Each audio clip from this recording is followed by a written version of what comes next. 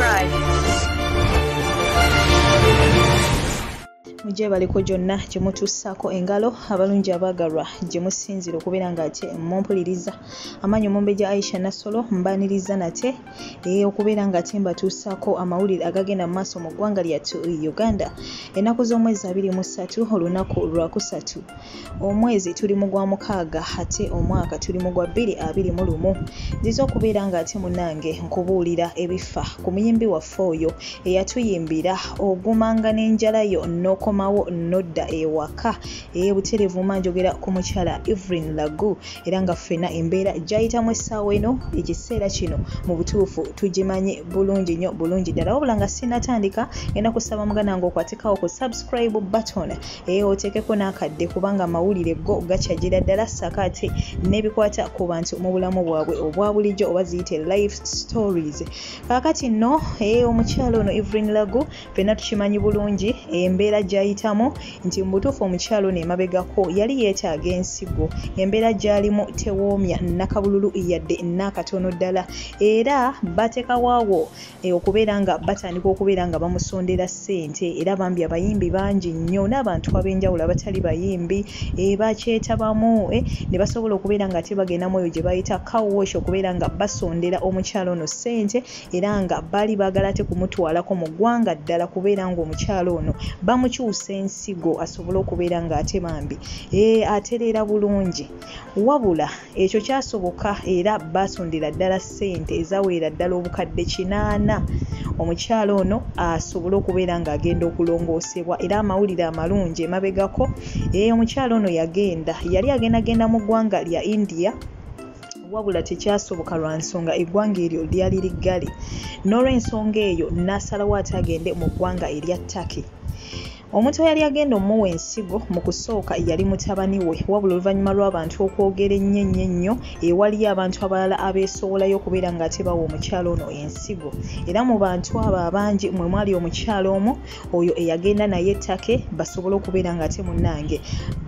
bamuwa ensigo omukyala oyo Evelyn Lagu oba kye twandiyise transplant. Bagenda bulungi ettake era ffenna mu butuufu essaala yaffe ebaddeemu nti tusabe transplant eyo esobole okubeera ng'ate munnange etambula bulungi omukyala ono asobole okubeera nga naye abeera mu bulamu obweyagaza. Wabula amawulire amabi gali nti ku ssaawa eya leero nga ogenda okulaba ka vidiyo mu maaso kaawo mu butuufu kyannaku nnyo kyannaku ddala omukyala ono yeetagira ddala essaala ez'amaanyi olw'ensonga nti bambi essuubi lyaffe eribadde awo ku transplant nga tulowooza nti yesobola omutaasa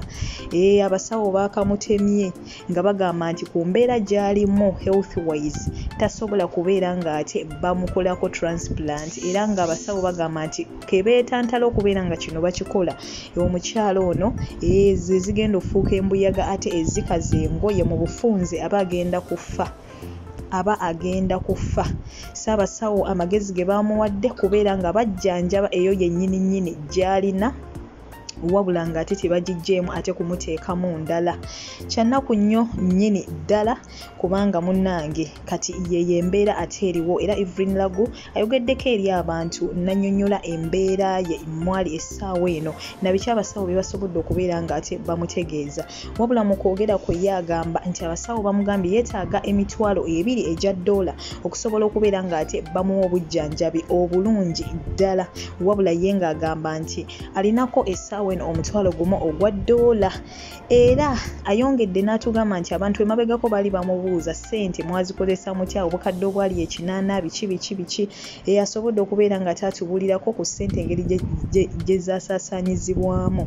era ng'atugambye nti ku ssente zino obukadde 80 bakwatako ko obukadde 2 ne basobola okubeera nga ate babuteekako mu kivvulu kye baali basuubira okubeera nga bafunamu ssente wabula ekyennaku ekivvulu kino ne kigaana kati baleezisigaddewo si bukadde 6 ne bagamba nti ssente ezimu bazoonoonera nnyo ku tesiti z'abano ba donors ab'enjawulo abeesowolayo nti nze ndi ready okubeera nga ate mpa Evelyn Lagu ensigo wabula ekyennaku ne bigaana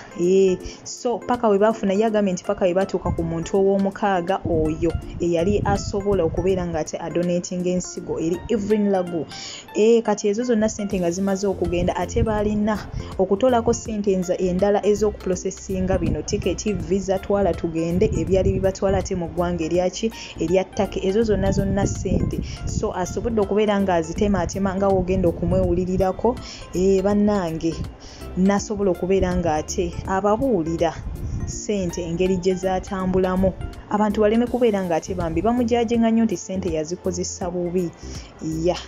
kale baganda bange ngenda kubeera nga mubalekerako musobole okubeera nga ate nammwe mumwewulirirako naye omukyalo ono ekyamazima kiri nti yeetaagira ddala essaala era bambi tukoowoola bazira kisa yonna gye muli tukwataganire wamu tusobole okubeera nga era omukyalo ono tuddamu ne tumusondera kasente abasawo beetaaga emitwalo 2 egya dola ye alinawo omutwalo gumu ogwa dola bwatyo wasobodde okubeera nga ate ayogera so bannange bannayuganda tukwatagane tusobole okubeera nga ate bambi omukyalo ono tuddamu okubeera nga tumusondera kasente bambi bamujjanjabe ate akomewo ewaka asobola okubeera nga naye bambi abeera mu bulamu obweyagaza katonda kyamuyamye nti akyali mulamu tannafa so bambi naffe tugezeeko bigane buganyi naye nga tugezezzaako ne katonda eyo janatusaasirira omukyalo ono asobola okubeera nga ate bambi amutereeza bulungi kankulekereko ka vidiyo ke ng'ayogera mbagaliza olunaku olulungi weekuumire ku channel eno okusobola okubeera nga ate oyongera okufuna amawulire agagenda maaso mu ggwanga lyattu Uganda sigadde nze Omumbejja Aisha Nassolo mbagala nnyo mweraba naye test zafulumye bagamba obulamu bwange si tebusobola transplant obudde buno bagambye tebusobola naye balina okumpa treatment ya mitwalo 2 egya dola olwo abadde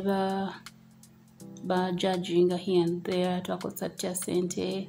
well twafuna millioni zaali 8 millioni 2 zafiira mu bivvulu bye twali tusuubira kufunamu ku ssente netusigaza millioni 6 badde nkola test z'abadonors zibadde nazo zitwala ssente nyingi okutuuka lwe nafuna ow'omukaaga gwe nafuna abadde nyina okutambula nasooka nenkola ku documents ezitambula ezaali zigenda India ate India ne bagiggala nenswitchinga to Turkey nenkola ku documents ezo tinanyina ogula visa tiketi n'ebirala nga bw'omanyaawo kulaba lawyer Interpol biki empapula zibeera nnyingiko abantu abatambula mubeera mu bimanyi though waliwo era abanyambako ku byentambula naye ssente ne zizijja nga zikola so nengamba naye I have to go akidi tutandike so wetuli tusigazaawo omutwalo gwa dola ate already ndi mu ddwaliro bantandikako ku treatment kubanga bo bagambye bajja kumpa treatment ya mitwalo 2 egya dola nze nali nagwamu era nezo ssente mwe mwazimpa era neyanziza naye wetutuuse weewo ndi wano tukyetaaga ssente abasobola okunyambako nga bimwanyambako luli nja kubeera very happy naye nga wano wetuli that's it wetuli naye tukkiriza nti katonda waali kuba ate waliwo batamanya bibaluma naye bagambye era bwe bamala okumpa treatment eyo nja kudda Uganda mbeere ku dialysis nga bwe mbadde mbeerako but otherwise bagambye vitals zange zonna ziri okay so kino kyo tukyebaliza katonda kubanga ate waliwo abatuuka nga ne vitals zaabwe teziri okay so twebaza Mukama nti ate ekyo kiri bwe kityo katwongere omusaba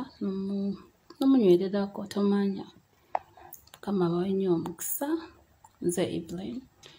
my number ekyali 0776424237 oba 0753424237 waliwo abagala okujja okundabako waliwo abagala okumbuzako waliwo abagala okunsabirako kyonna wendi naye nga kyekyo ekiriwo munnange mwebale nnyo abansabira Mukama abawe nnyo omukisa